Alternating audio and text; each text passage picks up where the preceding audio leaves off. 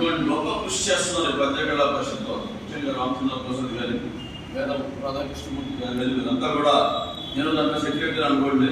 కాబట్టి ఈ కార్యక్రమం జరగడం అనేది ఒక మహానుభావుని యొక్క, ఒక సింహపురులో పేరున కన్నా ఒక పండితుని యొక్క కృషిని అనేక మందికి వ్యాప్తి చెప్పింపజేయడం అనేది చాలా గొప్ప విషయం. దానికి మనం అందరూ సంతోషించాలి. రెండవది, ఆయన గ్రంథాలు కూడా చెప్పుకున్నాం. ఆయన నెల్లూరులో కూడా పనిచేశారు మన విఆర్ కాలేజీలో, అలాగే హిందూ కాలేజ్ బందర్లో కూడా పనిచేశారు. ఆంధ్రము సంస్కృత భాష అంతా కూడా ఆయన నేర్చుకుని అందరూ నేర్పించాడు. గ్రామర్, అలాగే భాష, మహాభాష్యం చూడు ఎన్నో ఆయన ఎంతో మందిని చెప్పాడు. అట్లాగే ఒక పౌర విజయము, యథాప్రకట, నన్నయ్య బట్టి నాటకాలు కూడా రాశాడు. అంటే విమర్శన గ్రంథములు, నాటకాలు, వేదాంత గ్రంథములు, అనేక విషయములు స్పృశించి వదిలేశారు. అటువంటి మహానుభావుల గురించి మనం చెప్పుకోవడం అనేది చాలా గొప్ప విషయం అని అనుకుంటున్నాం. తిక్కన సోమయాజి ఎందుకు తిక్కన సోమయాజి నుంచి రాశాడు అని అంటే,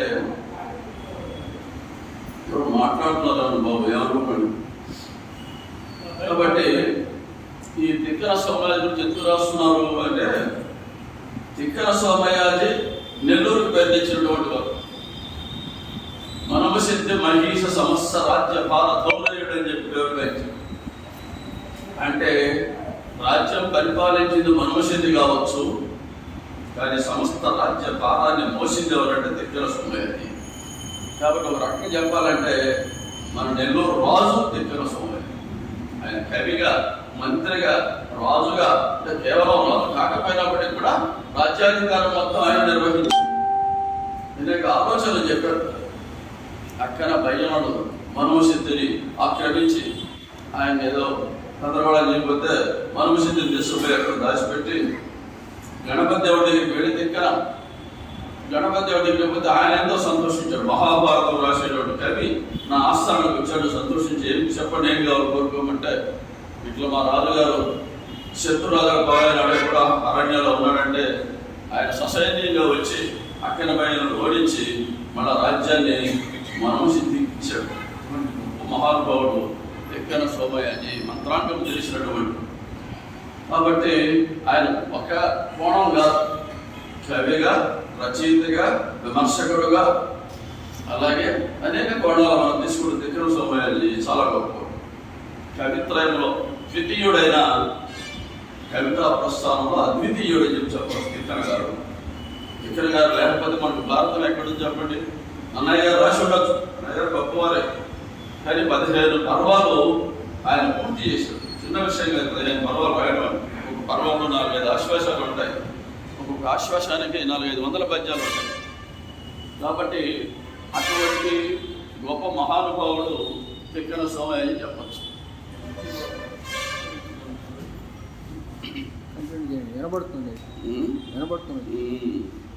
అందువల్ల తిక్కన సోమయాజి గురించి చెప్పాలంటే నెల్లూరు పేరు వచ్చేసింది. ఎవరయ్యా 15 పర్వాల భారతం రాసింది? తిక్కన సోమయాజి. ఎక్కడ వాడైనా నెల్లూరు వాడు. విక్రమసింహపురుడి పేరు గొప్ప దీనికి, పరాక్రమంలో సింహం వంటి వాడు అని చెప్పి అంత గొప్ప పేరు వచ్చేసింది. కాబట్టి అటువంటి విక్రమసింహపురి గురించి కూడా రాశారు. అది తిక్కన సోమయాజి నాటకం రాయడం ఏమిటి? తిక్కన సోమయాజి కాలం నాటి పరిస్థితుల గురించి రాశాడు అనేది. తిక్కన సోమయాజి గురించి ఆయనే రాయాలి. తిక్కన సోమయాజి మనమసిద్ధి, కేతన, మరణ, ఇట్లా ఆ రోజుల్లో ఉండేటువంటి పాత్రలు వాళ్ళే పాత్రలు అన్నమాట. అంటే తిక్కన నెల్లూరులో ఒక సభాస్థలి, దాంట్లో మాట్లాడుకోవడం, ఆయన నిర్వచనంతో రామాయణం రాయడం, దాని గురించి విమర్శ, ఈ విధంగా ఈ దృక్పథంతో రాశారు.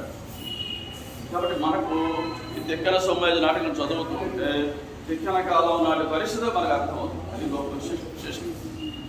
ఎందుకంటే మనం అనుకున్నది కాదు, నేను చెప్తే ఉపయోగం ఉంది. తిక్కన కాలం నాటి వాళ్ళు ఏం చెప్పారో దానికి బాగా ఉంటుంది. ఆ రోజుల్లో నెల్లూరు ఎలా ఉంది, అప్పుడు రాజకీయ పరిస్థితులు ఏమిటి, తిక్కనకు రాజకీయ నైపుణ్యం, రాజకీయ ఉద్యోగులతో ఉండే సంబంధం ఏమిటి, మనమసిద్ధికి ఆయనకు ఉండే సంబంధం ఏమిటి, ఇవన్నీ తెలుస్తాయి. వస్తాయన్నమాట. తిక్కనేమిటి పేరు అని మీరు అనుకోవచ్చు. తిక్కన అంటే శ్రీ కాళహస్తీశ్వరుని వరంతో పుట్టాడు ఆయన. శ్రీ కాళహస్తీశ్వరుని ప్రార్థిస్తే ఆయన అనుగ్రహంతో జన్మించినట్టుగా మనం భావించుకోవాలి. శ్రీ కాళహస్తీశ్వర స్వామిని ఏమంటారంటే తిరుక్కాళత్యనాథుడు అంటారు. తిరుక్కాళత్యనాథుడు తిక్కన. ఆ తిరుక్కాళత్యనాథుడే 3 అక్షరములుగా తీసుకుంటే తిక్కన అవుతుంది. అటువంటి పేరు ఆయన పెట్టుకున్నట్టు మనకు అర్థమవుతుంది. కాబట్టి తిక్కన స్వామి అనే నాటకం చదువుతూ ఉంటే అనేక విషయాలు తెలుస్తూ ఉంటాయి మనకు. ఇంకా కూడా ఈ హనుమత్ జానకిరామ శర్మ గారు సనాతన ధర్మాన్ని ఆచరించమని విమలానంద భారత్ అనేటువంటి పత్రికను పోషించారు.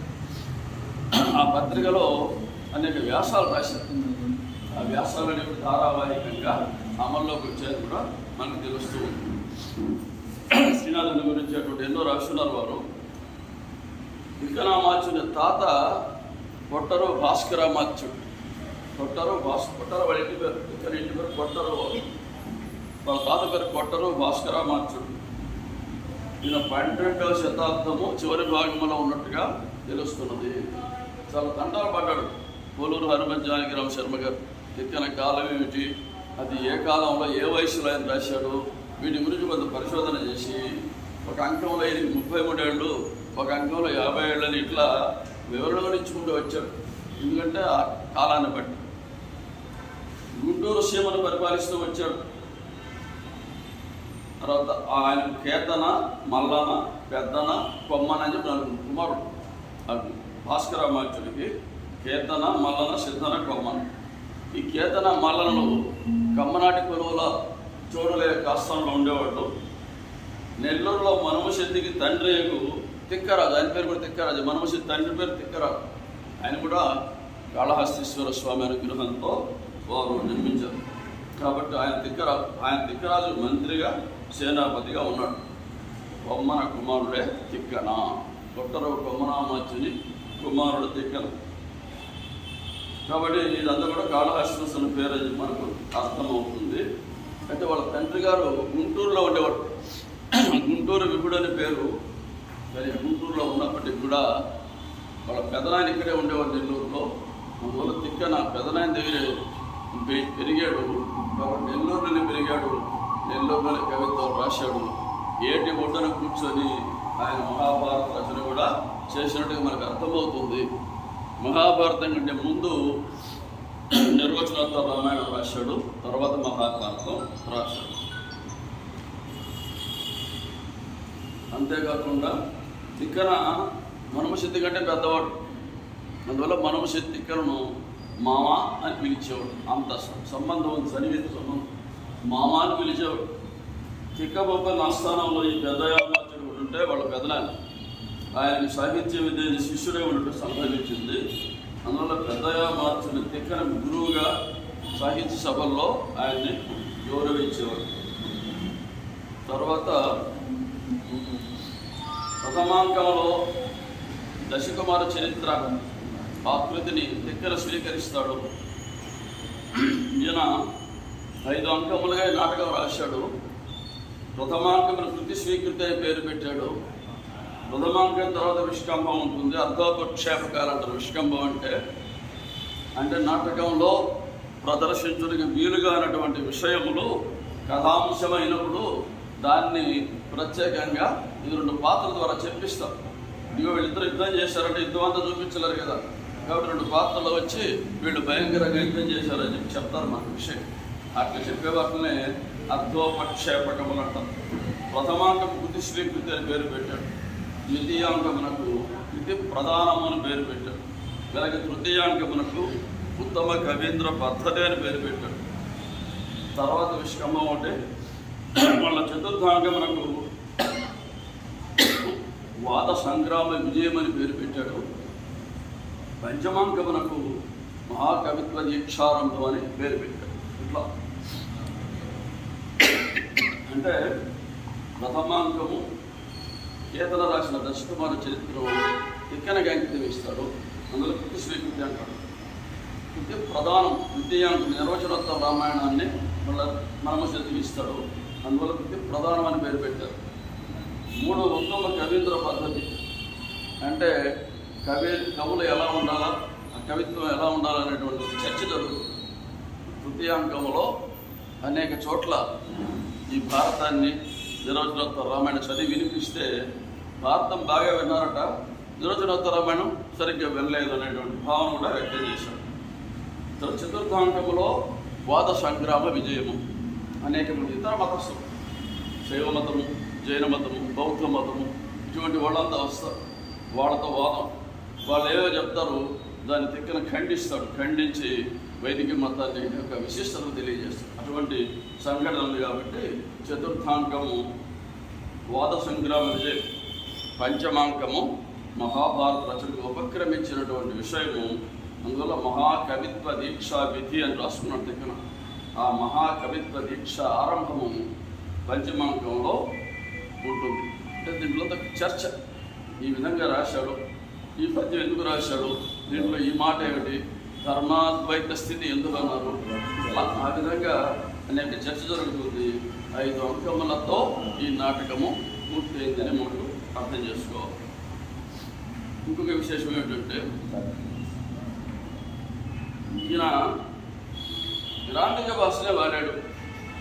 ఏమయ్యా వ్యవహారిక భాష వాడకూడదా అంటే ఆయన అంటాడు, స్పష్టముగా బోధపడవలైనచో రచనమునందు గ్రాంధిక భాషనే వాడవలను. గ్రాంధికం అంటే అందరికీ అర్థం కాదని అనుకోకండి, చాలా సరళంగా రాస్తే బాగానే ఉంటుందని చెప్పి వారే చెప్పారు. అది ఒక పెద్ద భ్రాంతి. సౌలభ్యము శైలిపై ఆధారపడి ఉండును. అందువలన సరళము సులభములైన శైలితో నేను రాశాను. ఇది గ్రాంధికమైనప్పటికీ కూడా అందరికీ అనుకూలంగా రాశానని చెప్తాడు. ఇక్కడ చాలా పాత్రలు ఉన్నాయి. విక్రమార్కుడు 1215, 1295 మధ్యకాలంలో ఉన్నట్టుగా చెప్పుకుంటూ వచ్చాడు. పోలూరు హరభజానికి శర్మగా.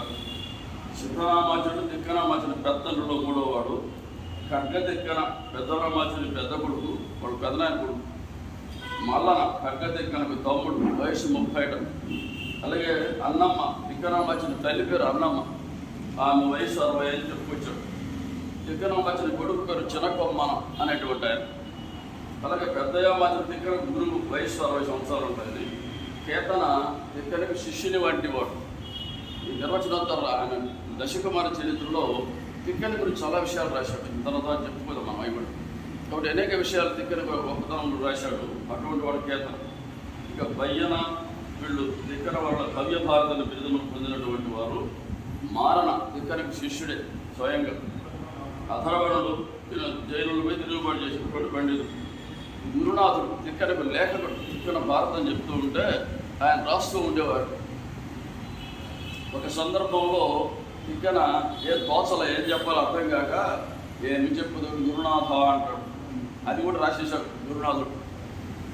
ఏం రాసి చెప్పబోయా అంటే ఏమి చెప్పుదు గురునాథ రాశాను సార్ స్వామి. అదేంటయ్యా, నేను మామూలుగా నాకు అర్థం కాక ఏదో ఏం చెప్పాలో దాన్ని రాసేవాడిని కొట్టేస్తాడు. కొట్టేది ఉంచు. నా పేరు ఎందుకు స్వామి అంటే నీ పేరు కాదు ఇది. ఇప్పుడు మహాభారత యుద్ధంలో ఏం జరిగిందో చెప్తున్నాడు ఆయన. కాబట్టి ఏమి చెప్పుదు ప్లస్ గురునాథ కలిపితే ఏమవుతుందంటే ఏమి చెప్పుదు గురునాథ అవుతుంది. కాబట్టి మహాభారత యుద్ధ సంఘటనలను గురునాథుడైన ధృతరాష్ట్రునకు సంజయుడు చెప్పేటువంటి ఘట్టం కాబట్టి ఇది సరిపోతుంది ఉంచమని చెప్పి అన్నాడు తిక్కన. ఆ విధంగా గురునాథుడు అనేటువంటి ఆయన లేఖకుడు. ఇక మనమసిద్ధి నెల్లూరికి ప్రభువు, తిక్కనకు శిష్యప్రాయుడు. క్రీస్తుకి 1220 నుంచి 62 దాకా ఉండేవాడని చెప్తాడు. తర్వాత గణపతి దేవుడు 1260 దాకా ఉన్నాడు. ఆయన ఓరుగోలు రాజధానిగా పాలించాడు. ఆయన సహాయం చేశాడు. ఇక శివదేవయ్య, గంగేశ్వరిని, అంబదేవ మహారాజు ఇటువంటి వాళ్ళంతా కూడా ఉన్నాడు. నాగార్జునుడు కూడా బౌద్ధ మతాచారులు. ఆయన కూడా వచ్చి తిక్కనతో మాట్లాడాడు. ఇటువంటివన్నీ కూడా వారు వివరించారు. ఇక మొదట్లోని నాంది ప్రస్తావనతో నాటకం ప్రారంభమవుతుంది. నాంది ప్రస్తావన మీకు తెలుసు, నందీశ్వరుడు. ఆ నందీశ్వరుడు పూజతో ప్రారంభం చేసేది నాంది అని అంటారు. నాంది అంటే ఆశీర్వచనంతో ప్రారంభమవుతుంది. అంటే కథాంశమును చెప్పడం ప్రస్తావన అంటారు. ప్రార్థనలు నాంది అంటారు. ఈ నాందిలో చెప్తాడు, సుఖ వినుతుడైన తిక్కన సోమయాది గాథ ఆధారముగా కృపకంబుకు వచ్చే ప్రజల హితమించి పోలూరి వంశ కవుడు ప్రథితుడు హనుమత్ జానకి రామ శర్మ. ప్రథితుడు ప్రసిద్ధమైనటువంటి పోలూరు హనుమత్ జానకి రామ శర్మ గారు తిక్కన సోమయాజి రాసేటువంటి తిక్కన సోమయాజి సుఖ వినుతుడు, మంచి కవుల చేత పొగడబడేటువంటి వాడు. ఆయన గాథలో ఆధారముగా అక్కడక్కడ ఆయన కథాంశములను తీసుకొని సేకరించి వాటినన్నింటినీ క్రోడీకరించి ఆ నాటకంగా రాశారు. నాటకం రాయడం కష్టం. కావ్యేషు నాటకం రమ్యం అంటారు, నాటకాంతం సాహిత్యం అంటారు. సాహిత్యంలో నాటకం రాస్తే అది వచ్చేవారు పెట్టారు లెక్క. కావ్యాలకు ఎలా నాటకం చాలా రమ్యమైందంటారు. అటువంటి నాటకాన్ని రాశాడు, రూపకం రాశాడు. ఎందుకు రాశాడు? ప్రజల హితమించి, ప్రజలకు హితము జరగడానికి. హితము వేరు, ప్రియము వేరు. హితానికి ప్రియానికి తేడా ఏమంటే, మనకి ఇష్టమైనది ప్రియము, మనకు తగినటువంటిది హితం. జ్వరం వస్తే ఏదో తిందామనేటువంటి కోరిక ప్రియం, కానీ డాక్టర్ వచ్చి తినబాకంటే వాళ్ళ తిను, అది హితం. హితానికి ప్రియాలు. కాబట్టి మనం ఎప్పుడు కూడా హితమైన మార్గాన్ని ఎంచుకోవాలి, కానీ ప్రియమైన మార్గాన్ని ఎంచుకోకూడదు పెద్దవాళ్ళు చెప్తారు. అలా నేను ఆ విధంగా ప్రజల యొక్క హితాన్ని కోరి ఈ నాటకం రాశాలని చెప్పి నాందిలో చెప్పుకున్నారు. ఇక పూర్వ గ్రంథములలో ఎంతో విస్తరింపబడినటువంటి ధర్మతత్వ విశేషములు సంగ్రహంగా చెప్పడం మంచిదని చెప్పి ఆయన అభిప్రాయాన్ని వ్యక్తం చేశాడు. సాహిత్యము సంతత పరిణామశీలం అంటాడు జానకి రామ శర్మ. సాహిత్యం అనేది నిరంతరం పరిణామాలు చెందుతూ ఉంటే ఉన్న సాహిత్యంలో ఉండకపోవచ్చు. వాళ్ళు ఎవరు నాణ్యలు రాశారంటే మారుతున్నది, కాలం మారాకుంటే నాణ్యలు రాస్తారు, ఇంకేదో రాస్తారు. ఒకప్పుడు భారతం రాసి ఉండవచ్చు, ఇప్పుడు కూడా భారతం రాయమంటే ఎక్కడ రాస్తారు? సాహిత్యం మారుతూ ఉంటుంది. ఇందులో సాహిత్యము సంతత పరిణామశీలము, మానవత్వము నిలుపుకుంటే ఎక్కువ ఆవశ్యకము. అట్లే సాహిత్యం కూడా ఎన్ని పరిణామములు, స్వరూపములు ఎన్ని పొందినో, మార్పులు పొందినా దాని స్వరూపం పోకూడదు. దాని యొక్క ఎందుకు సాహిత్యాన్ని మనం రాస్తున్నాం, తెలియజేస్తున్నాము, అది మాత్రం పోకూడదని చెప్పి చెప్తాడు. ఇక ఆ విధంగా నాంది ప్రస్తావన గురించి చెప్పాడు. ఎవరు రాశారు? ఫలాని పోలూరు హనుమత్ జానకి రామ శర్మ గారు రాశారని ఆయన గురించి చెప్పాడు.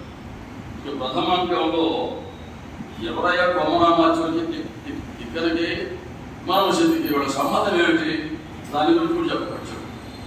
ఎందుకంటే అదొక పెద్ద కథ అంటాడు. పెద్దరాజు సిద్ధిరాజు గారి తల్లి ఒక మహాశివరాత్రి నాడు అమరావతి యాత్రకు పోయింది. అక్కడ చూసుకొని ఆమె దర్శనం చేసుకుని వస్తూ ఉంటే దాంట్లో కొంతమంది దొంగలు ఎవరో అటకాయిస్తారు. అటకాయిస్తే ఒక మహావీరుడు వచ్చి ఆమె రక్షిస్తాడు. ఎవరయ్యా మహావీరుడు? తిక్కన తండ్రి అయినటువంటి కొమ్మనామాచ్యుడు రక్షిస్తాడని చెప్తారు.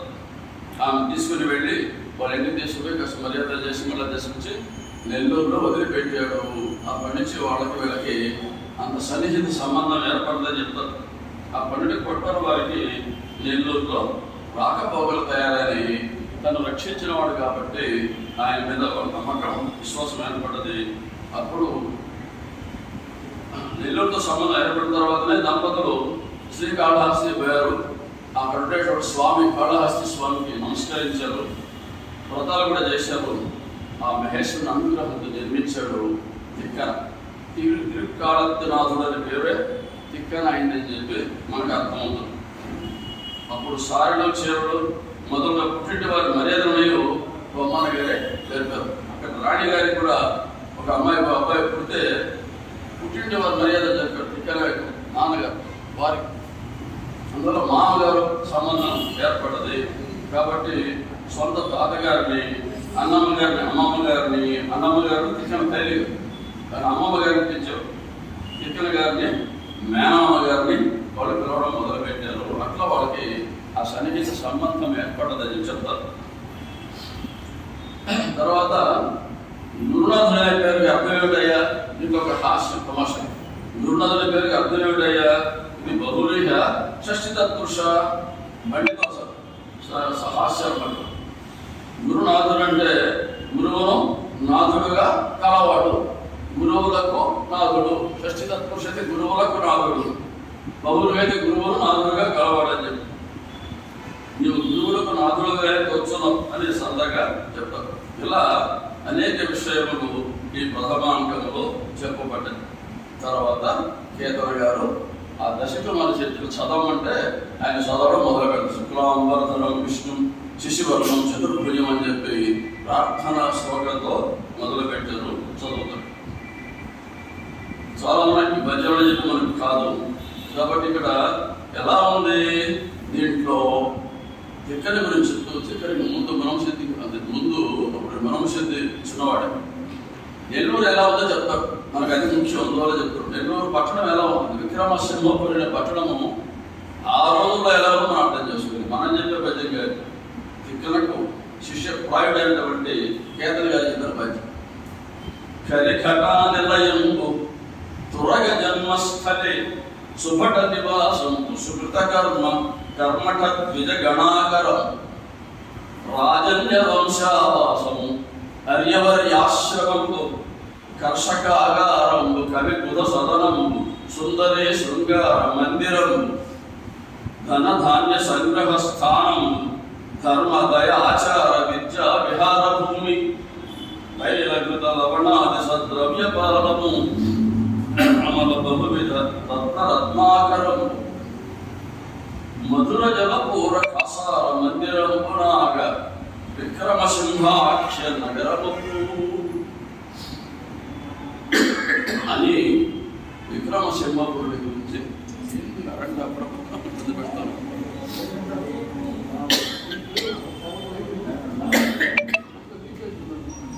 అంటే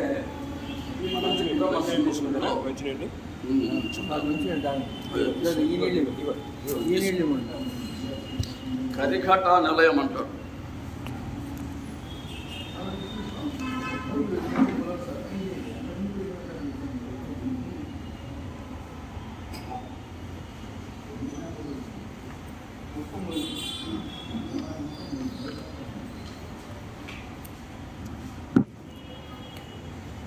ఏనుగుల సమూహాలు ఉండేది నెల్లూరులో.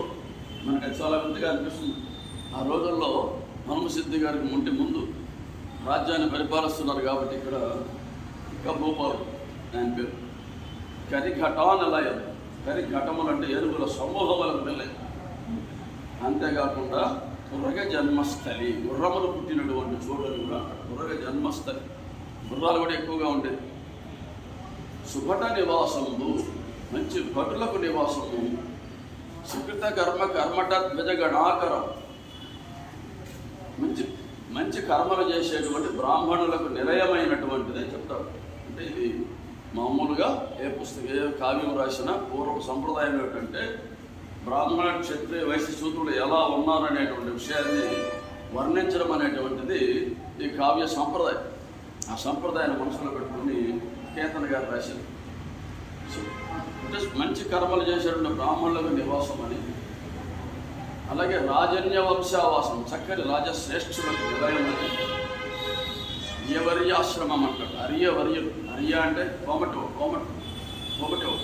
అర్యవర్య అంటే శ్రేష్టమైనటువంటి కోమటులకు నిలయం అంటాడు.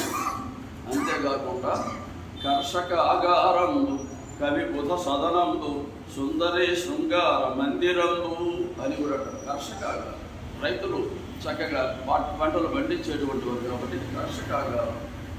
కవిబుధ సదనం, కవులు పండితులు ఉండేటువంటి చోటు ఈ విక్రమసింహపురి అని చెప్తారు. కవిబుధ సదనం, ఇంకా సుందరి శృంగార మందిరం అంటే రకరకాల అర్థాలు చెప్తారు. కానీ ఆడవాళ్ళు చక్కగా అలంకరించుకునేటువంటి మందిరములు ఉన్నాయని అర్థం.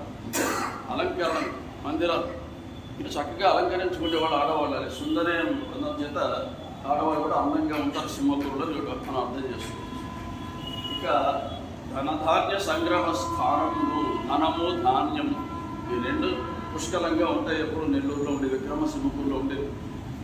అందుకంటే ముఖ్యం ఏంటంటే ధర్మ దయ ఆచార విద్యా విహారం. ఈ ధర్మమునకు దయకు చక్కని ఆచారమునకు విద్యకు కూడా ఒక విహార భూమి అని చెప్పి ఆ నెల్లూరు ఆ రోజుల్లో కూడా అంత ప్రఖ్యాతిని గాంచిందని చెప్పి అర్థం చేసుకున్నాను. ధర్మ దయ విద్యా విహార ఆచార విద్యా విహారం ఇంకా తైలకృత లవణాది ద్రవ్య పాలం, తైలం, నూనె, ఘృతము, నెయ్యి, లవణము ఇటువంటివన్నీ బాగా దొరికేవి. ఇక అమల బహువిధ రత్నాకరము, బహు విధములైనటువంటి రత్నములు అంగళ్ళు పెట్టి అమ్మేవాళ్ళని అర్థమవుతుంది. రత్నాకరం, సముద్రంలో రత్నాలు ఎలా దొరుకుతాయో విక్రమసింహపురు కూడా ఆ విధంగా రత్నాలు దొరికేమని చెప్పి రాశారు. ఆ రోజుల్లో అంత గొప్పగా ఉండేది. ఇంకా కసారము, సరస్సులు ఉండేవి.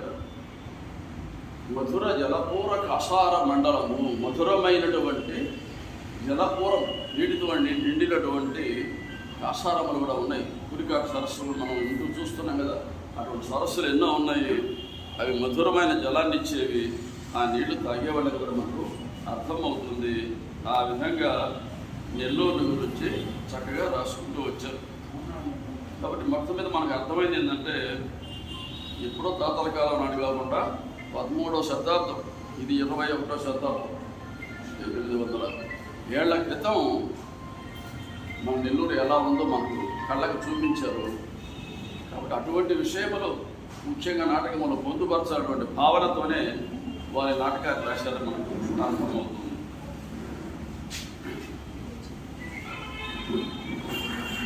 అట్లాగే ఇంకా చాలా విషయాలు చెప్పారు. ఇంకా గుణ విశేషములు ఎవరంటే సిద్ధిరాజు గుణ విశేషం కూడా చెప్పాడు. వీరారి వర్గ విదారణ క్రీడ అర్జతన జగత్ ప్రాణ సుఖుడనగా, వీర హరివర్గ వీరుడైనటువంటి శత్రువులను సంహరించడంలో ఆయన జగత్ ప్రాణ సుఖుడు ఆంజనేయ స్వామితో సమానం అని చెప్పుకోవచ్చు.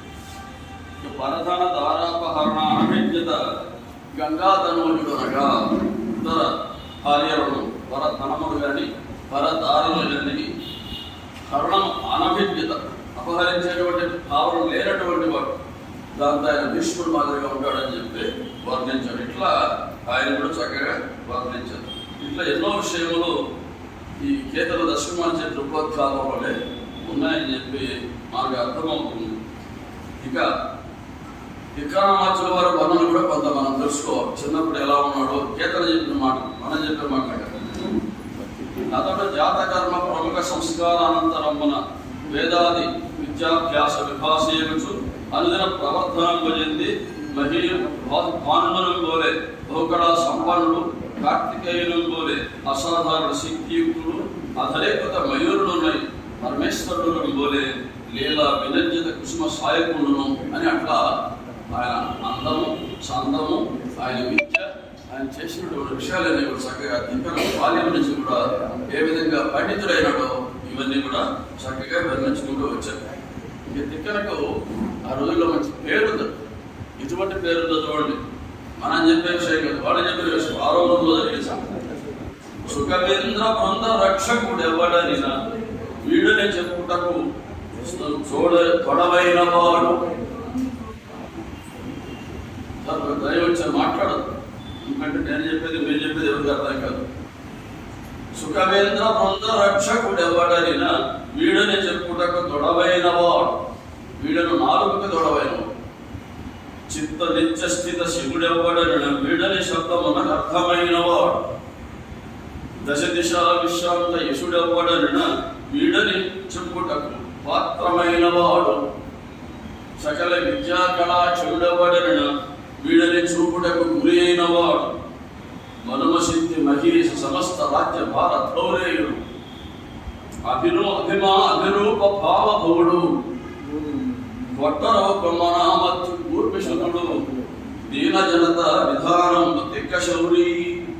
ఇక్కడ యొక్క గొప్పతనం కేతన గారు చెప్పారు. అంటే ఆ రోజున అంత పేరు ప్రఖ్యాతం ఉన్నాయి. సుఖవేంద్ర బృంద రక్షకుడు చాలా గొప్ప విశేషం.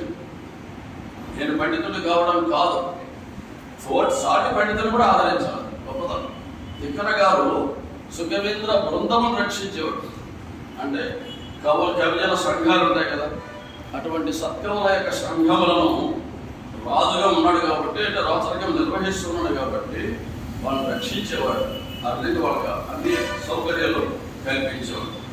ఇక నిరంతరము మనస్సులో శివుణ్ణి ధ్యానించేవాడు. ఆయన ఆకులు రాసిన ఇల్లు రాసినా సరే నిరంతరం చిత్త నిత్యస్థిత శివుడు, నిరంతరం చిత్తములో కూర్చొని ఉంటాడు శివుడు. అటువంటి నిరంతర శివనామస్మరణ చేసేటువంటి వాడు మహాకవి తిక్కని అర్థం చేసుకోవాలి. ఇంకా ఆయనకి దశ దిశ విశ్రాంత యశుడు 10 దిక్కుల ఆయన కీర్తి ప్రతిష్టలు పెరిగాయి. 8 దిక్కులు లేకుండా 10 దిక్కులు ఉంటాడు. 10 అంటే పైన ఒకటి కింద ఒకటి కలిపితే 10 అవుతాయి. 8 దిక్కులు ఉంటాయి. అటువంటి దిగంతముల వరకు వ్యాపించినటువంటి కీర్తి ప్రతిష్టలు కలిగినటువంటి వాడు. ఇంకా సకల విద్యా కళాక్షరుడు, అన్ని విద్యలో అన్ని కళల్లో కూడా పేరు ప్రతిష్టలు సంపాదించినటువంటి వాడు మహాకవి తిక్కన.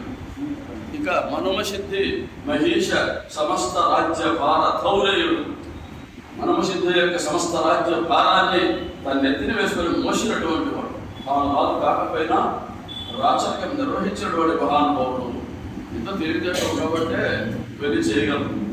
అటువంటి వాడు లాస్ట్లో ఒక మాట అంటాడు. ఇంకా శివుడు ఎవరయ్యా అంటే దీన జనత నిధానము.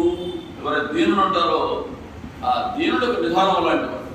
దీనులు పిలిచి వాళ్ళకి కావాల్సిన సౌకర్యాలు కల్పించేటువంటి వాడు. ఇక్కడ పైనేమో మొదటి లైన్లో సుగవేంద్ర బృంద రక్షకుడు, చివరి లైన్లో దీన జనత నిధానము అంటారు. కాబట్టి పండితులను పామరులను కూడా గౌరవించినటువంటి వాడు మహాకవి తిక్కన. అందువల్ల దశ దిశ విశ్రాంత ఈశ్వరుడైనాడని చెప్పి కేతన గారు రాసిన పద్యం ఇది. అంతటి గొప్ప మహానుభావుడు తిక్కన గారు.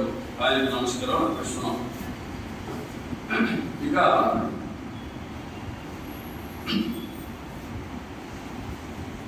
తర్వాత వరుసగా ఆశ్వాసాలను చదువుతున్నారు. ఒక చోట ఏమంటాడు, నిన్ను మామ అని పిలుస్తున్నాను అంటాడు. మనిషి నిన్ను మామ ఎనియడు దీనికి తగడెము భారతీ కన్యక నాకే నరుగుడవగుదువు. నిరజనోత్తర రామాయణం రాశాడు. దాన్ని నాకు అంకితం ఇమ్మంటాడు. ఎలా అంటాడు, అయ్యా నేను ఎప్పుడు ప్రతిరోజు నిన్ను మామ అని పిలుస్తుంది కదా, నాకు పిల్లనవచ్చు కదా అంటాడు. మనిషి ఒక పిల్లని అవ్వచ్చు కదా. ఎక్కడి దశకి నేను కోసం ఒక పిల్లని. అందువల్ల ఏం చేశాడు, నిర్వచనోత్తరమైన కావ్య కన్యకను ఆయనకి అంకితం ఇచ్చి ఇగో పిల్ల తీసుకో అని చెప్పి మనమసిద్ధికి అంకితం ఇస్తాడు. ఆ విధంగా సిద్ధిరాలు కాబట్టి అభ్యర్థులు కూడా గమనీయంగా ఉందని చెప్తాను. ఇక రెండోది విషయం మొదలాంకం అయిపోయింది. ఇది కృతి స్వీకృతి అంటారు. ఈ అంకం పేరు అంటే దర్శకులు కేతన యొక్క దర్శకంగా చరిత్ర తిక్కన గారు గ్రహించినటువంటి విషయం కాబట్టి దానికి కృతి స్వీకృతి అని పేరు పెట్టాడు. ఇక విష్కమం నెల్లూరులో ఒక వీధి, రంగస్వామి నెల్లూరులో ఒక వీధనం. ఆ వీధుల గురించి రాసుకుంటూ వస్తాం. ఇక్కడ మనమసిద్ధి పోక తప్పదు, మనం మహారాజులకు కాక తప్పదని చెప్పి అక్కన పైన అనుకుంటారు. మనమసిద్ధి పోతే మనం మహారాజులకు కావాలని చెప్పి వాళ్ళు అనుకుంటూ ఉంటారు. ఆలోచించడానికి ఏమన్నది పైన ఆ తిక్కలు ఇద్దరు అంగరక్షకులుగా ఉన్నంత వరకు మన సిద్ధానికి ముక్కు రాదు. కట్ట తిక్కనప్పుడు కవి తిక్కను కూడా అంగరక్షకులుగా ఉన్నారు. వాళ్ళు ఉన్నతకాలం మనం సిద్ధిరాజులు ఏం చేయలేము, వాళ్ళు పక్కన పోతే మనం సిద్ధిరాజుకి వచ్చే రాజ్యం ఆక్రమించుకోవచ్చు అనేటువంటి భావనతో వాళ్ళు ఉన్నట్టుగా చెప్తాడు. తిక్కరాజు పృథ్వీశ్వరుని సంహరించినందువలన అతని కుమారుడైన కొంకరాజులకు మనమసిద్ధిపై తప్పక పగ ఉంటుంది. అతన్ని ఆధారం చేసుకుని మనం మనమసిద్ధి మీద మనం పగను పెంచుకోవచ్చు అని అంటాడు. అలా ఈ విష్కంభంలో ఆ సందర్భం రాశాడు. తర్వాత ద్వితీయాంకము మొదలు పెడతారు. ఈ ద్వితీయాంకంలో కూడా నిరజనోత్తర రామాయణం గురించి రాసుకుంటూ వచ్చారు. పలుకుల పొందులేక రసభంగము సేయుచు వ్రాతవడ్డ మాటల తమ నేర్పు చూపి ఒకటం హృదయం దారింపలేక ఏ పొలమును గాని ఎట్టి క్రమము తమ మెచ్చుగా లోకమెల్ల అప్పుల వలయం చెల్లించు కవులు ధర దుర్విటులకు చూడగలను. సాహిత్యంలో కూడా మంచి కవులు ఉంటారు, చెడ్డ కవులు ఉంటారు. చెడ్డ కవులు ఎలా ఉన్నారో తిక్కన గారి నిర్వచనోత్తరం చెప్పాడు. పలుకుల పొందులేక, పలుకులకు ఒక మాటకు మాటికి పొందుడు, రసభంగము చేయుచు వ్రాతబడ్డ మాటలు. వ్రాతబడ్డ మాట ఎవరో రాస్తే ఆ మాట తీసుకొచ్చి నిన్ను రాసేది అట్లా. ఇంకా ఒక ఆయన అన్నాడు, తొల్లిటి వారి తమ్మను నోటిలో పెట్టుకుని భద్రమనర్చి తదుచి భద్రమనర్చి అంటాడు. ఎవరో తమ్మను నోట్లో పెట్టుకొని ఆ రోజు ఆవిడ ఉమ్మేస్తే ఇంకొకరు పోయి ఆ తమ్మని నొక్క పెట్టుకుని భలే ఉందంటాడు. అట్లుంటాడు. ఎవరో రాసిన పదాలు మన కవిత్వంలో వాడుకొని ఆహా భలే రాశానంటే అది అలా ఉంటుందంటాడు. పుల్లిటి వారి నోటిలో తమ్మను నోట పెట్టుకొని తద్రుచి భద్రమనర్చి అలా మనం ఇతరులు రాసిన పదాలు మనం ఉపయోగిస్తూ బాగుంటుందని చెప్తారు. ఒక తర్వాత ఎత్తరి నయనము హీరోదత్త గుణోత్తరుడు రామ ధరణీపతి సత్వృత్తము. ఏ సందర్భంలో కూడా హీరోదత్తుడికి ఉండేవాడు శ్రీరాముడు. ఆయన వృత్తం, ఆయన విధివతం అంటే ఆయన కథ నిర్వచన ఉత్తర రామాయణం రాశాడు కాబట్టి ఆయన కథలు రాస్తున్నాడని చెప్పి చెప్పుకున్నాడు. ఇక నిర్వచనోత్తర రామాయణానికి భారతానికి ఏమిటయ్యే తేడా? భారతంలో నాటికి దిక్కన గారు కాస్త మెచ్యూర్ అయ్యేవాడు, అంటే పరిణతి చెందేవాడు. నిర్వచనోత్తర రామాయణానికి పరిణతి చెందాలి. నేను చాలా గొప్పవానంతగానే చెప్పుకున్నాడు. అమలోదాత్త మనీష నేను ఉభయ కావ్య ప్రౌఢి వాటించు శిల్పమున పారగుడన్ కళావిదుడ ఆపస్తంభ శుక్రుండ గౌతమ గోత్రుండ మహేశ్వరాంగి కమలధ్యానై శీలుండ అన్నవకు కొమ్మన మంత్రికి సుతుడ తిక్కాంకుండ సన్మానుడన్న చెప్పి అమలోదాత్త మనీష రాజుని గురించి చెప్పిన మాట. ఉభయ కావ్య ప్రౌఢి వాటించు శిల్పమున పారగుడు అంటే సంస్కృతం కానీ తెలుగు కానీ ఉభయ కావ్యాలు కూడా గొప్ప ప్రౌఢిని చూపించేటువంటి శిల్పంలో పారగడం గొప్పవాడిని చెప్పుకున్నాడు. కళా వినుడను అన్ని కళలో తెలిసినటువంటి వాడిని. వాళ్ళ ఆయన తల్లి పెరుగుడు చెప్పుకున్నాడు. అన్నమ్మకుడు కొమ్మన మంత్రికి సుతుడ తిక్కాకుండా తిక్కను పెరగలిగిన వాడిని సన్మానుడను మంచివాడు పొడబడేటువంటి వాడిని చెప్పుకున్నాడు. కానీ వార్తలకు వచ్చినప్పుడు ఏమన్నాడు? నా నేర్చిన భంగి చెప్పి ఓరణీయుడనయ్యద భక్తకు ఓటగిన్ను అంటాడు. ఇక్కడ నేను గొప్పవాడిని శిల్పం గొప్పవాడిని చెప్పను. నా నేర్చిన భంగి నాకు చాతరీతి వరకు చెప్తాను భారతం. అంత పెద్ద గ్రంథం రాసేటప్పుడు చాలా వినయంగా అంటే యజ్ఞం చేశాడు, సోమయాజి అయినాడు. ఆ సోమయాజి అయిన ఫలితంగానే ఆయన వేదాంతంలోకి వెళ్ళాడు. అంటే హరిహరనాథుడు కళ్ళ కనిపించి ఏం కావాలో కోరుకోమంటే నాకు మళ్ళా ఈ సంసార సంబంధమైన ఈ ప్రపంచంలో పడే బాధలు లేనటువంటిది ప్రసాదించమని అడిగాడు. సరే నాయన పర్వాలేదు అని చెప్పి వెళ్ళిపోతాడు హరిహరనాథుడు. కాబట్టి ఈ నిర్వచనంతో రామాయణంలో అలా చెప్పుకున్నాడు అని చెప్పి మనకు అర్థమవుతుంది. ఇంకా ఏం చెప్పాడు? లలిత పద నృత్య పద్యముల పదార్థము ఘటిత పూర్వాపరమై అలతి తునియలుగా తునియల కాహళ సంధించిన విధము అమరగవదయం.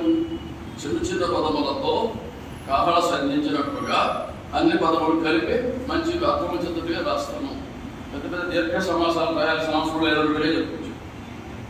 ఎందుకంటే ఆ నిర్వచనాంతర రామాయణం ఉన్నాయి, కానీ భారతంలో ఎక్కడ రాయాలి కానీ సందర్భోచితంగా రాశాడు. కొన్ని చోట్ల అది ఇక్కడ అవసరం అనే చోట రాశాడు. ఎందుకంటే కొన్ని సందర్భాల్లో రాయాల్సి వస్తుంది. మహాభారతం యుద్ధం జరుగుతుంటుంది. ఎవరు వచ్చింది? అర్జునుడు వస్తున్నాడు. ఆ వచ్చిన తీరు దీనికి రాస్తే బాగుండదు. శంఖంలో ఆకటితో గుహాంతరమున చేపాటుమై నుండి మాతంగ స్ఫూర్తిత యూధ దర్శన సముద్ర క్రోధమై వచ్చు నోజన్ కాంతార నివాస ఖిన్న మతిన్ అస్మత్ సేనపై వీడ వచ్చన్ కుంతీసుత మధ్యముండు అని సంస్కృతంలో రాశాడు. అలాగే కీచకుడు ద్రౌపదిని పరాభవిస్తున్నప్పుడు ఆ ద్రౌపది ఒక మంచి సమాసాల పద్యం చదువుతుంది. దానికి భయపడిపోతాడు. దుర్వార్మిత్రమరసస్తోక ప్రతాప స్ఫురద్గర్మ ఆంధ ప్రతివేర నిర్మదన విద్యాపారకుడు మత్పతుడు. నా భర్త సామాన్యం కాదయా అని పెద్ద సమాసాలు వాడాడు. ఇయర్వాణకుడు ఏవునికుడు ఇన్ను దోర్లేలం వ్యసన్మిట్టి గంధర్వుడు మానము ప్రాణముకుండ తథ్యం బిమ్మెయిన్ కీచక అని సందర్భోచితమైనటువంటి అక్కడ పదాలు వాడితేనే ఆ రసం బాగా అభివృద్ధి చెందుతుంది. అందువల్ల మిగతా చోట్ల అలతి పదములతో కాహళ సంధించినట్టుగా ఆయన రాసుకుంటూ వస్తాడు. ఇలా అనేక విషయములు ఇక్కడ మనకు చెప్పడం జరిగింది. ఇది మనం చెప్పింది కాదు కాబట్టి స్వయంగా ఇక్కడ గారి యొక్క జరవచనోత్తర రామాయణం ఆయన కళ్ళ ముందే చదివి చెప్తున్నారు. అది మనకు అర్థం అవుతుంది. ఇక్కడ దీన్ని అంకిత విశ్వాస మనమసిద్ధికి సిద్ధిరాజుకి కృతి ప్రధానం అనేటువంటిది ద్వితీయాంకము. ఈ కృతి ప్రధానాన్ని అంకితించాడు కదా. ఇక తృతీయాంకము నెల్లూరులో తిక్కనామార్చుని ఇంటి ముందు జరిగినటువంటి విశేషం. నెల్లూరులో జరిగినటువంటి విశేషములుగా రాశాడు. ఇక్కడ ఇందులో మనకి చాలా ఆసక్తిగా ఉంటుంది. ఆ భయానికి అవి ఎక్కడికి పోయినావు, ఒక పక్క సంస్కృత భారతం తెలుగు భారతం రాశారు లేదు, అది 5వ అంకంలో వస్తుంది. మళ్ళా ఈ జనవసరాంతర రామాయణం భారతం తీసుకుపోయి చెప్తున్నారు. భయానికి ఒక ఆయన అట్లా ఒక్కొక్క ప్రాంతానికి వెళ్ళి చెప్తున్నారు. అక్కడ ఏం జరిగింది, ఎలా జరిగింది అడుగుతున్నాడు. నేను ఎక్కడికి నెల్లూరు నుండి బయలుదేరాను. నేను ప్రతి మజిలే ఎందు అమరేశ్వరుడి మహాత్ములు వర్ణిస్తూ భారతము రామాయణం పఠింపబడిని చెప్పుకుంటుంది. కాబట్టి నిర్వచనంతో రామాయణం చదువుతుంటే ఎవరు పెద్దగా వినడం లేదు.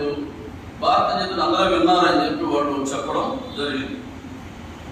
అనగా వారు భారత శ్రవణము విరమించుకున్నకు అంతగా ఇష్టపడడం లేదన్న మాట అని అంటారు. భారతాన్ని వినడానికి మాత్రం ఇష్టపడుతున్నారు. భారతము ఒక ధర్మ బోధకం అంటారు, అనేక ధర్మాలు ఉంటాయంటారు. కాబట్టి మన పెద్దవాళ్ళు ఏమన్నారంటే వింటే భారతం వినాలి అని చెప్పి కూడా ఆ రోజుల్లో పెద్దలు చాలా పెద్ద సూక్తిలాగా వచ్చేసింది. మొదటి దినం శ్రోతలు పూర్వదినము నందువలే నిండుగానే ఉన్నారు రామాయణం చెప్తుంది. కానీ 2వ రోజు వచ్చేటప్పటికి వరుసగా ఒక్కొక్కరు లేచిపోవడం మొదలుపెట్టారని చెప్తున్నారు. కానీ భారతం చెప్పేటప్పుడు ఎవరు పోలేదని చెప్పి ఆ భారతాన్ని ప్రాశస్త్యాన్ని చెప్పాడు. మన కావ్యము పండితులకే కానీ సామాన్యుడికి పనికి వచ్చు లేదన్నమాట. సరే మల్లన్న నువ్వు పోయిన పరిస్థితి ఎలా ఉంది చెప్పని మల్లన్న అడిగాడు. మల్లన్న చెప్తున్నాడు, వారు మాటి మాటికి భారతం ఎప్పుడు ఆరంభించండి అడుగుదొచ్చిరే. మీరు రామాయణం చెప్తుంటే భారతం ఎప్పుడు చెప్తారు సార్, భారతం ఎప్పుడు చెప్తారండి అని అడుగుతున్నాను. కాబట్టి భారతం మీద ఆసక్తి ఉందని చెప్పి అర్థము. సరే మారన్న నీ పట్టణం ఎట్లా జరిగినది ఆయన కూడా ఇలాగే చెప్పాడు. ఏమైనాను భారతంపై వారు చూపిన ఆసక్తిని మన కావ్యంపై చూపలేదు అని జగన్ గారికి చెప్తున్నారు. నిర్వచనోత్తర రామాయణం అదే రాశారు. కానీ ఆ శైలికి భారత శైలికి తేడా ఉంది. భారత కథ ఆకర్షణీయంగా ఉందని చెప్పవచ్చు. నిజమే, అది నిర్వచనమైనను అది బసవపురాణాల కంటే చాలా సరళము సులభంగా ఉన్నది. సరే ఉత్తర దేశంలో మనకు కొంచెం అనుకూలంగా ఉందంటే సింహాచల క్షేత్రంలో ఎట్లే ఉందని చెప్పి వాడు చెప్పుకుంటూ వస్తారు. మొత్తం మీద ఈ పోలూరు వనమధ్యానికి శర్మ గారు భారతం యొక్క ప్రాశస్త్యాన్ని ఆ విధంగా మనకు వివరించారు. తర్వాత స్వస్థాన వేష భాష గురించి చెప్పవచ్చు. మన భాషలో మనం రాస్తే చాలా బాగుంటుంది. ఇది నాన్నయ్య భట్ గారు కూడా చెప్పారు. ఆంధ్ర శబ్ద చింతామణిలో స్వస్థాన వేష భాష అభిమత సంతో రసఫల దధియ లోకే బహుమన్యంతే వైకృత కావ్యానిజాన్యతపహాయ అని అంటాడు ఆంధ్ర శబ్ద చింతామణి. కాబట్టి మనం నివసించే ప్రాంతంలో ఏ వేషం ఉందో ఏ భాష ఉందో దాంట్లో రాస్తేనే ప్రజలు బాగా ఆదరిస్తారనేటువంటి విషయాన్ని కూడా ఇక్కడ వ్యక్తం చేశారు. తర్వాత ఏమైనా మధ్యలో వచనములు లేకుండా ఏకధాటిగా పద్యములు చదవడము అంత సుఖంగా లేదయ్యా అని కూడా చెప్తుంది. నిర్వచనం అంటారు. వచనం లేకుండా రాస్తాను రాశాడు ఆయన. ఊరక పద్యాలు చదివేటప్పుడు మధ్య మధ్యలో వచనం అంటే బాగుంటుంది. మన వాళ్ళు మన ప్రబంధ కవులు కూడా వచనం రాశారు. కానీ పద్యం కంటే ఇంకా కఠినంగా రాశారు. వచనం చెప్పమంటే చెప్తాను, మీకు కోరుకుంటే వినేకుంటే మన చేతుల్లో అనుసారి పెద్దలు రాశారు ఒక వచనం. అది ఎట్లుంటే గృహస్థరత్నాంబ విను లంబమాన రవిరత్రంక శృంగార చారు చామర చట ప్రేక్షణ క్షణాలు విరేవ చమర సముదయంలో ఉదయమైన విశేషంలో శేషపడిన లెక్కింప శక్తింబే అంతగనక గంధరావాస వాసుకి వియోగములు దుర్యతాభవులు భోగిని భోగ బాట పరివేష్టిత పటీల వెట్టు వాటిక వేనదేల లత వలయములు మలయమున మీద చొరువుకు విలువయ్యి అకటకట వికట కోట ఓటి వికటి శృంగాట కాఠౌకమాన ఇక్కడ దమంతబెందుర్దిన ఆంధ్రేకిత సల్లకి పల్లవ ప్రభంజన పరాంజన హస్త హస్తము హస్తమునందర మణిప్రస్తరముల విశ్రాంతి చిందించిన మేనన్ కులకలి పురును పడదు. అట్లా ఆ ఆ విధంగా సాగిదాం ఇదంతా చెప్పడం నేను చెప్పడం లేదు. కాబట్టి ఆ విధంగా రాశాడు. ఆ సిద్ధుడు తాను చూసిన విశేషాలు చెప్తారు రావడానికి, అలా కఠినంగా కూడా రాస్తారు. ఎందుకంటే అప్పుడప్పుడు ఎటువంటి రాసినప్పుడు పండితులు కూడా దాన్ని చదువుకొని అర్థం చేసుకుని ఆనందిస్తారు ఉద్దేశంతో. కాబట్టి ఇక్కడ ఏమంటాడు, కేరళ చెప్తున్నాడు, పద్యము కూడా గద్యముతో కూడినప్పుడే పట్టణముగా ఉంటున్నాము. గద్యం కూడా గద్యం ఉండదు, అది ఉండను. ఆ తర్వాత అంటే విశేషం. నాటకాలు కూడా అంతే కదా, ఒక డైలాగ్ చెప్పి ఒక పద్యం చెప్తే దానికి అర్థం ఉంటుంది. పూర్వ పద్యాలు చదువుతుంటే ఆ శక్తి ఉండదు. పురాణంలో కొన్ని వందల శ్లోకముల తర్వాత కొంత వచనం కనిపిస్తూ ఉంటుంది పురాణంలో కూడా. లేదా చెంపు కావ్యం అంటారు. పద్యము గద్యము రెండు ఉంటే దాన్ని చెంపు కావ్యం అంటారు. అటువంటి మంది ఉన్నాయి. ఇక తన్నయ్య పట్టు కూడా అట్లాగే బాగా రాశాడు. భగవనప్ప అదపత్తుల పర్వత పూర్ణ సరస్వతి సహిత మహామహీవరం అజస్ర సహస్ర పణాన్ని దాల్చి అని ఆ పద్యాలను ఉదాహరిస్తాడు.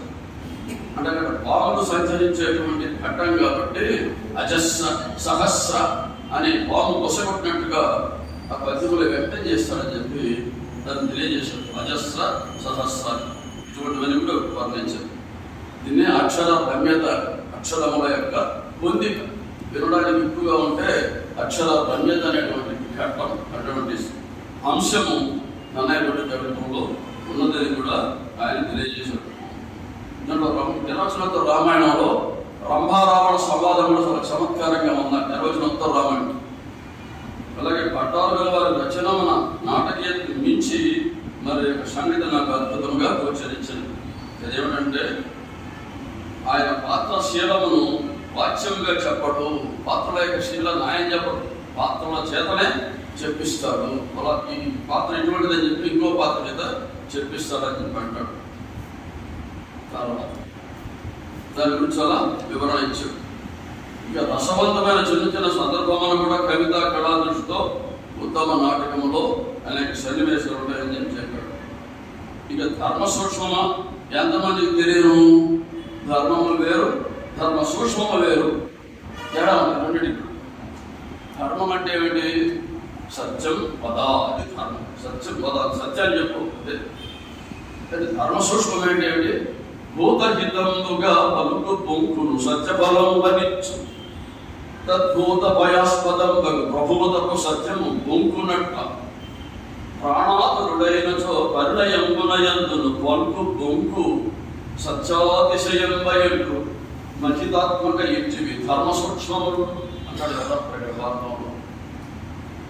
ప్రాణులకు మేలు చేసేటువంటి అబద్ధము కూడా సత్యము కంటే గొప్పదాడు. ప్రాణులను హింసించేటువంటి సత్యము అబద్ధము కంటే ఇంకా నికృష్టం అని చెప్పి.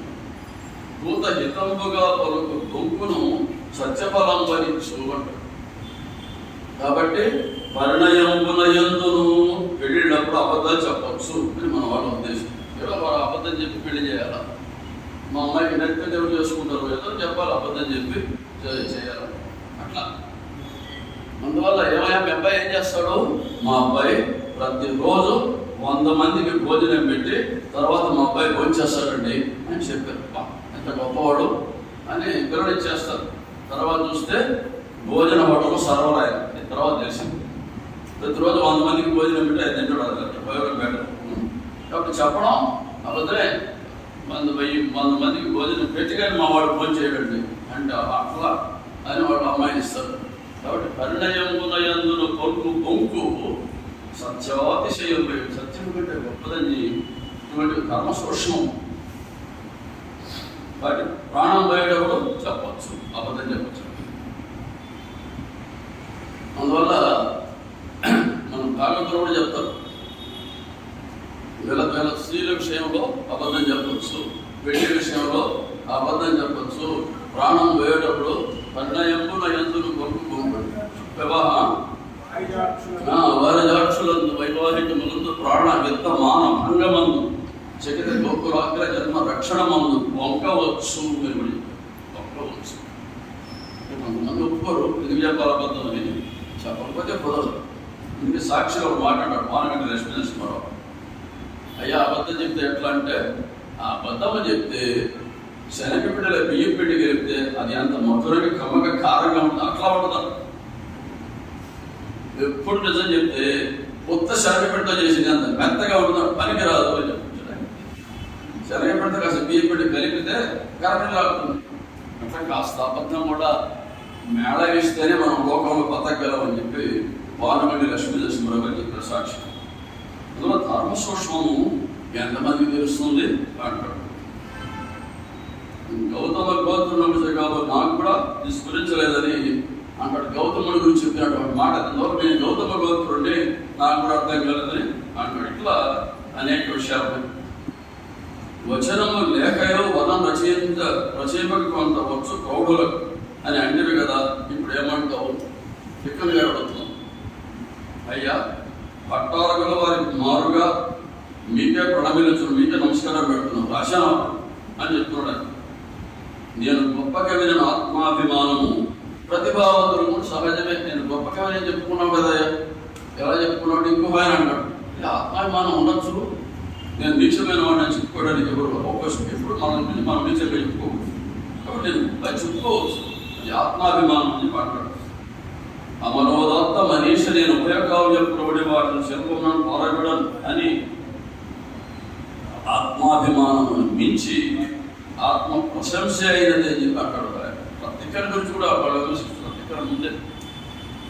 కాబట్టి అది యుద్ధ వీరమైనది, సాహిత్య వీరమయ్య, వీరరసం సాహిత్య వీరం కాబట్టి చెప్పుకోవాల్సి వచ్చిందో లేదో చెప్పాడు ఆయన. ఇక ఎక్కన నీవు నా శిష్యుడు అగ్రగణ్యుడు పెద్దనాడు, పెద్ద నీ ప్రతిభా పాండిత్యం అసాధారణములు, నేను పట్టారుగల వారికి ఇంచుమించుగా భక్తున్నా కాబట్టి ఈ ప్రసక్తి తేవాల్సి వచ్చిందంటాడు. సరే, ఎందుకైనా మంచిది, ఇది పుష్యము కదా. రానున్న మహాశివరాత్రికి శ్రీశైలముకు పోయి ఆ మహాదేవుని సన్నిధి యందు మన కృష్ణ యజుర్వేద శాఖను 3 పర్యాయములు పారాయణం గావించి మంచిది చెప్తారు. సరే, ఆ పని చేస్తామంటారు. ఇది నిష్క్రమిస్తుంది. ఉత్తమ కవీంద్ర పద్ధతి అనేటువంటి తృతీయాంకము. దీంట్లో చర్చ జరిగింది కాబట్టి కవి ఎలా ఉండాలి, తర్జమ గర్జమ ధర్మం ఏమిటి, ధర్మ సూక్ష్మం ఏమిటి అనే విషయం చర్చించారు. కాబట్టి ఈ తృతీయాంకము ఉత్తమ కవీంద్ర పద్ధతి అంటారు. తర్వాత విష్కంభం, కవిత చెప్పి ఉభయ కవిమిత్రు మెప్పింప అరిది బ్రహ్మకైన అతడు మెచ్చబరకు దశకుమార చరితము చెప్పిన క్రోడ నన్ను వేర పొగడనేలా. ఉభయ కవితను మెప్పించడం చాలా కష్టం అంటాడు కేతం. నేను దశకుమార్ చేత రాయొచ్చు కానీ ఆయన మెప్పించడం చాలా కష్టం అని కూడా అంటాడు. తర్వాత ఇక్కడ ఏమిటంటే గుర్రం పారిపోయి కులాయిన పట్టుకుంది. మనోసిద్ధి ఎక్కడో అరణ్యాల్లో దాముకుంటాడు. ఆ విషయాన్ని గురించి చెప్తాడు.